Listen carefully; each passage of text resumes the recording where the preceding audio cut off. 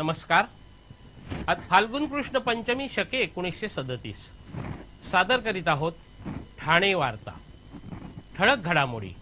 जिल्ह्याला पाणी पुरवठा करणाऱ्या धरणात निम्म्याहूनही कमी पाणी साठा. ठाण्याचा मुक्तिदिन प्रथमच साजरा. आणि ठाण्यातील रस्ता रुंदीकरणाच्या कारवाईला आणखी वेग देण्याचे पालिका आयुक्तांचे आदेश. या आणि इतर घडामोडी विस्तृतपणे पण काही क्षणातच. ठाणे वार्ता पहा श्रीस्थानक वाहिनीवर. आता सकाळी 9:15 पासून रात्री 9:15 पर्यंत ठाणे वार्ता, ठाण्यातील पहिलं दृकश्राव्य माध्यम. श्रीस्थानक वाहिनी ठाण्याची स्वतःची वाहिनी. ठाण्यातील घडामोडी, कार्यक्रम, वादविवाद, अगदी गाणी, नाटक याचा आनंद घर बसल्या. पहा श्रीस्थानक वाहिनी, आपल्या ठाण्याचं हक्काचं व्यासपीठ. श्रीस्थानक वाहिनी. ठाणे वार्ता आता संकेतस्थळावर देखील ठाणेवार्ता.com वर क्लिक करा आणि ठाण्याच्या घडामोडी जाणून घ्या. ठाण्यातील पहिलं ऑनलाईन माध्यम ठाणेवार्ता.com. नमस्कार मंडळी, दर रविवारी पाहायला विसरू नका. नमस्कार मंडळी, आपल्या प्रश्नांचं थेट उत्तर. ठाणे वार्ता पहा श्रीस्थानक वाहिनीवर. आता सकाळी 9:15 पासून रात्री 9:15 पर्यंत ठाणे वार्ता, ठाण्यातील पहिलं दृकश्राव्य माध्यम. सह्याद्री प्रतिष्ठान ठाणे जिल्ह्याच्या वतीने प्रथमच ठाणे मुक्तिदिन साजरा करण्यात आला. चिमाजी अप्पांनी 27 मार्च 1737 रोजी ठाण्याचा किल्ला आणि शहराला असलेली पोर्तुगीजांची भक्कम तटबंदी मोठ्या शौर्याने भेदून परकीय जोखडातून ठाण्याला मुक्त केलं, म्हणून ठाण्याच्या पहिल्या मुक्तिदिनाची स्मृती जागवण्यात आली. चिमाजी अप्पांच्या नेतृत्वाखाली सुभेदार होनाजी बलकवडे, खंडोजी मानकर यांच्या फौजांनी एकाच वेळी हल्ला करून ठाण्याच्या किल्ल्यावर छत्रपती शिवाजी महाराज यांचा भगवा फडकवला. ठाण्याच्या बुवाजी अणजूरकर, शिवाजी अणजूरकर, हंसाजी कोळी, नारायण अणजूरकर, अंताजी कावळे, गंगाजी अणजूरकर, राऊत अशा सर्व जाती धर्माच्या बांधवांच्या सक्रिय सहकार्यामुळे हा लढा यशस्वी झाला. ठाणे शहर आणि ठाण्याचा किल्ला 225 वर्ष पोर्तुगीजांच्या ताब्यात होता. त्यांच्या धार्मिक अत्याचारास आणि जुलमी राजवटीस जनता कंटाळली होती. चिमाजी अप्पांनी ठाण्याला परकीय जोखडातून मुक्त केल्याने ठाण्याचं सांस्कृतिक वैभव टिकून राहिल्याचं प्रसिद्ध इतिहासकार पांडुरंग बलकवडे यांनी सांगितलं. तर हा दिवस ठाणेकरांना सदैव प्रेरणा देईल असे विचार ठाण्याचे आमदार संजय केळकर यांनी व्यक्त केले. या कार्यक्रमास ठाणे कारागृहाचे अधीक्षक हिरालाल जाधव यांच्यासह 200 ठाणेकर उपस्थित होते. ठाण्यात संस्कार संस्थेच्या माध्यमातून ठाणेकरांसाठी आरोग्यम या आरोग्य आपल्या दारी या सुविधेचा शुभारंभ अन्न, औषध आणि नागरी पुरवठा मंत्री गिरीश बापट यांच्या हस्ते झाला. सध्या आजारपणावरील खर्च परवडेनासा झाला आहे. या पार्श्वभूमीवर ठाण्याचे आमदार संजय केळकर यांच्या संकल्पनेतून सवलतीतील औषधं तुमच्या दारी ही आरोग्य सेवा सुरू करण्यात आली आहे. संस्कार या सेवाभावी संस्थेतर्फे या सुविधेअंतर्गत औषधं घरपोच दिली जाणार आहेत.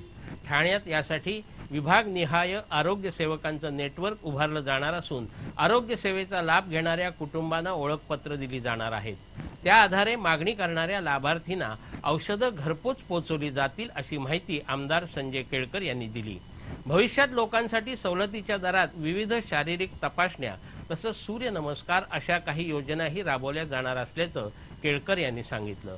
तर चांगल्या आरोग्य सेवा पुरवणाऱ्या सेवाभावी संस्थांना सरकार अनुदान देण्याचाही विचार करेल असं सुतोवाच गिरीश बापट यांनी यावेळी बोलताना व्यक्त केलं. हल्लीच्या धकाधकीच्या जीवनात गरीब, मध्यमवर्गीय आणि निवृत्त तसंच ज्येष्ठ नागरिकांसाठी आरोग्यम ही सवलतीतील औषधं आपल्या दारी ही आरोग्य सेवा लाभदायक ठरेल अशी अपेक्षा व्यक्त होत आहे. ठाणे आणि आजूबाजूच्या परिसराला पाणी पुरवठा करणाऱ्या धरणांची पातळी 50% खाली घसरली आहे. ठाणे आणि आजूबाजूच्या परिसराला विशेषतः बारवी आणि भातसा धरणातून पाणी पुरवठा होतो. भातसा धरणाची पाणी साठवण्याची क्षमता 942 दशलक्ष घनमीटर आहे. तर सध्या या धरणात 428 दशलक्ष घनमीटर पाण्याचा साठा आहे. टक्केवारीमध्ये हा साठा साधारणतः 45% इतका होतो. तर बारवी धरणाची पाणी साठवण्याची क्षमता 180 दशलक्ष घनमीटर आहे. या धरणात सध्या 66 दशलक्ष घनमीटर पाण्याचा साठा आहे. टक्केवारीमध्ये हा साठा 36% इतका आहे. त्यामुळे धरणातील सध्याचा पाणी साठा पाहता आणि पुढच्या पावसाळ्यासाठी अजून 2.5 महिन्याचा कालावधी असल्यामुळे पाणी जपून वापरण्याची आवश्यकता व्यक्त होत आहे. ठाणे महापालिकेच्या वतीने पूर्व द्रुतगती महामार्गावर आनंदनगर ते बालनिकेतन शाळा जोडणाऱ्या पादचारी पुलाचं लोकार्पण पालकमंत्र्यांच्या हस्ते करण्यात आलं। हा पादचारी पूल 53.11 मीटर लांब आणि 6.2 मीटर रुंद अशा आहे। या पादचारी पुलाचा सुलभतेने वापर करता यावा यासाठी या पुलाच्या दोन्ही बाजूस रॅम्पची सुविधा निर्माण करण्यात आली आहे। त्याचप्रमाणे ज्येष्ठ नागरिक आणि अपंगांसाठी उद्वाहनाची व्यवस्थाही करण्यात आली आहे। इच्छाशक्ती असेल तर काही करता येऊ शकतं याचं उदाहरण म्हणून महापालिका आयुक्तांकडे पाहता येईल असं सांगून पालिका आयुक्तांच्या रस्ता रुंदीकरण मोहिमेचं पालकमंत्र्यांनी कौतुक केलं। विकास कामात बाधित होणाऱ्यांना कोणत्याही परिस्थितीत वाऱ्यावर सोडलं जाणार नाही याचा पुनरुच्चारही यावेळी पालकमंत्र्यांनी केला।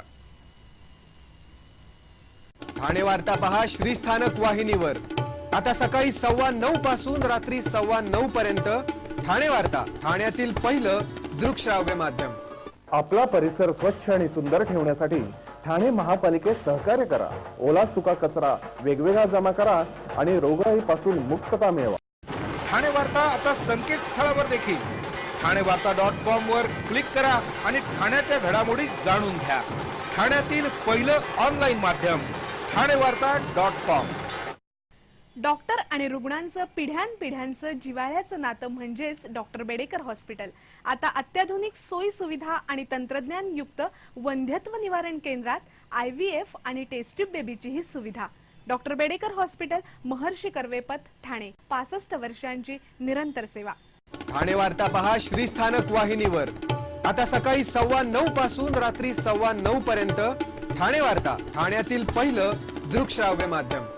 ठाणे शहरात सध्या रस्ता रुंदीकरण मोहीम जोरात असून या मोहिमेचा वेग वाढवण्याच्या दृष्टीने पालिका आयुक्त संजीव जयस्वाल यांनी दृष्टी असलेली तब्बल 6 तास पायपीट करून रस्ता रुंदीकरणाची पाहणी केली। पालिका आयुक्त संजीव जयस्वाल यांनी सुट्टी असूनही तब्बल 6 तास पायपीट करून रस्ता रुंदीकरणाची पाहणी केली।